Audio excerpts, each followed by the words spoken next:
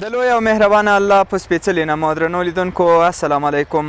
د تیرو څلورو لسیزو جګړو کله یو لوري د میلیونونه افغانانو ژوند واخیست او بې کوره یې کړل، له بل لوري یې زرګونه تنه د بدن په یو برخه فلج او نورو ته احتیاج کړل.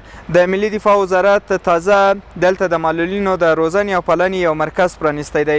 نن همدې مرکز ته راغلي یو. دلته به د معلولینو د حال پوښتنه هم وکړو او د مرکز له مسؤلینو سره به هم خبرې ولرو.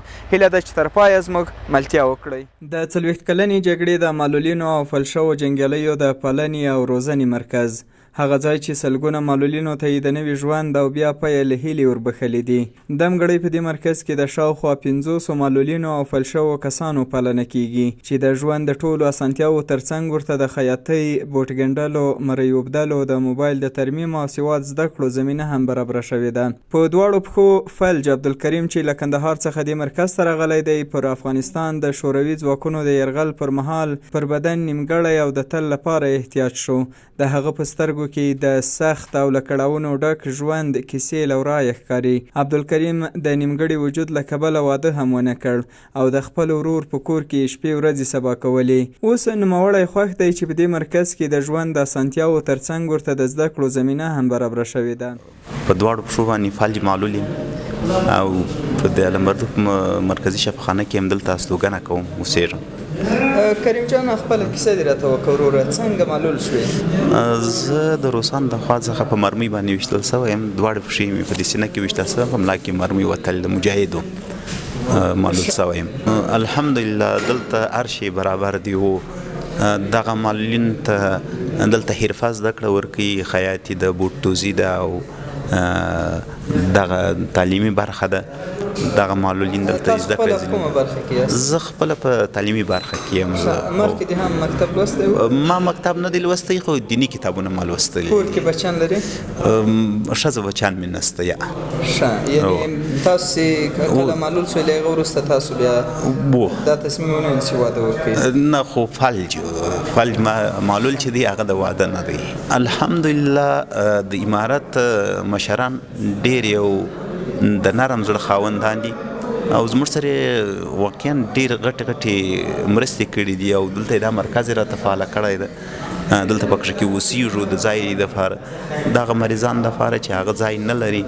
لکه اوس ډېر مریضان دي چې هلته ژوند و زندګي نشي کولی، کورونه یې مثلا په غرونو کې دي یا مثلا تګ راتګ نشي کولی، داسې نور مشکلات د تشنابو لري، بایسکل یې نه ورځي، لارې یې نه. نو د دغه مریضانو دپاره دا ډېر یو غټ مرکز دی. بیا دا د 40 کلنې جګړې د معلولینو دپاره دی. دلته دا توفیر نشته. په کې موږ د پخواني جهاد مجاهدینو چې د شورویانو په وخت کې زخمي سوی یم او د اردو زخمیان هم په کې سته، د امارت اسلامي دا نوي مجاهدین هم ستا په کې ټول ته په یوه سترګه ګوري. الحمدلله ټول ته ښه خدمتونه کړي. شمس الله بیا کابو 2 کاله وړاندې د ملا په تیر د ګولۍ لګېدو له امله په دواړو پښو فلج شو. نوموړی اوس په دې مرکز کې په حرفوي زده کړو بوخت دی او هڅه کوي چې په راتلونکي کې د خپل شخصي کاروبار خاوند او د نورو له احتیاجه خلاص شي. دلته هر معلول ځوان زرګونه ترخې کیسې لري. موږ نن کوشش کوو چې د دوی د زړه خواله او له دوی سره د زړه خواله وکړو او د دوی پیغامونه تر تاسو پورې ورسوو. اوس مې په څنګ کې یو بل ځوان شمس الله جان ته راغلی یم، له ده سره به خبرې وکړو. د فلجتیا زما د معلولتیا تقریبا 2 کاله یا 23 میاشتې کېږي چې زه خوش شوی یم. خپله کیسه دې راته وکړه، څنګه معلول شوې؟ دا خو تقریبا دغه 20 کلنۍ جګړه کې مو خدمت کوي، نو بیا د ولسوالۍ د اخري فتحو کې خوښ شوم.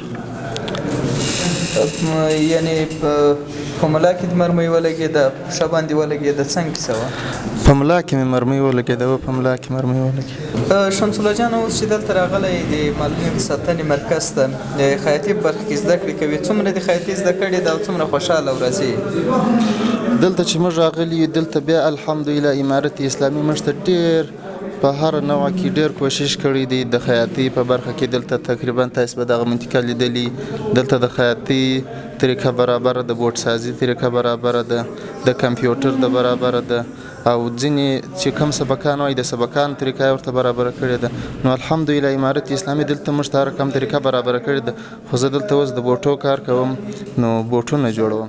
غیرت د لغمان اوسیدونکی دی. نوموړي د ژوند له ټولو ستونزو سره خپل همت له لاسه ورنه کړ او هڅه کوي چې په راتلونکي کې یو تکړه خیاط شي. نوموړي له نورو معلولو کسانو څخه هم غوښتنه وکړه چې د سوال کولو او ناهیلۍ پر ځای کسب ترلاسه او خپل ژوند جوړ کړي. دا د یو معلول ورور په لاس په هڅو باندې ګنډل شوي کالي دي. تاسو دا کسان وینئ چې سره له دې چې د بدن یو برخه یې له لاسه ورکړي فلج دي، خو بیا هم دوی خپل همت له لاسه نه ورکوي او د سوال کولو بل چاته د احتیاج پر ځای دوی هڅه کوي چې له ځانه یو کسب زده کړي او دا د دوی د همدې هڅو نتیجه ده. زموږ دا ورور چې زما له څنګ سره ناست دی، دا جامې د په زیار او هڅو باندې ګنډل شوې جامې دي. په دې اړه نورې خبرې به له ده سره وکړو چې په څومره وخت کې دا خیاطي زده کړې ده او څومره خوشحاله ده له خپل کار څخه. ما تقریبا داسې 6 کاله کېږي زه فلج شوی یم. ما کې له دې چې دلته راشې دې مرکز ته حتما به له ډېرو ستونزو سرلاسه او ګریوان وي. خپل مشکلات یې راته ووایه، په ژوند کې دې څومره کړاوونه لیدلي دي؟ نو الحمدلله د هر څه کړاوونه دا د رب رضا د خاطره وتیر سو، الله تعالی تیر کړي دي. نو سخته پسې اوس اسانه راغلی دی. نو الحمدلله په دغه کار کې موږ راضي یو. دغلته موږ دپاره د افغانستان د اسلامي امارت د دفاع وزارت په مربوط یوه شفاخانه دی په نامه د نمبر 2. نو دغلته زموږ معیوبینو د خاطره دا یوه زمینه برابره سوې، خیاطي هم ده، د بوټانو دا شیان تاسو ټوله خپله ولیدل. نو په دغه کې موږ راضي یو الحمدلله. نو کارم دوام لري. نو دغسې دا څه درساور چې زموږ دي دغلته هم ګنډلي دي انشاءالله.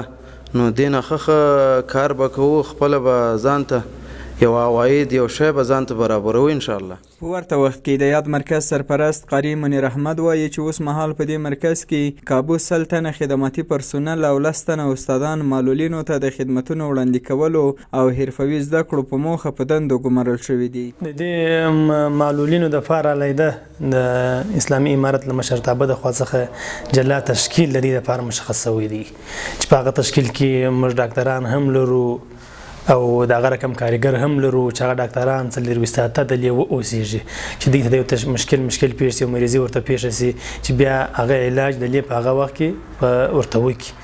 او بل دغه د کارګر دی، کارګر بیخي ډېر د دې لپاره خادمان ورته وضع شوي دي چې حتی تر سلو اوړي چې ما د دې لپاره اوسیږي، هغه هم 24 ساعته دلته اوسیږي. خپل نوکري لري دغه دپاره چې هر فلجي ته هر یوه ته په خپل وخت باندې رسیدګي وسي د خدمت په خاطر باندې چې د دې خدمت دغسې پاته نه سي. او رئیس صاحب د دې استادانو دلته څو تنه استادان دي چې دوی ته دا زده کړې ورکوي؟ دلته تقریبا استادان د ټوټل انشاءالله 10 کسان ته رسیږي چې هغه کې دغه بوټسازي استادان دي او خیاطي دي او هر څه خپل په تشکیل کې ورته لري.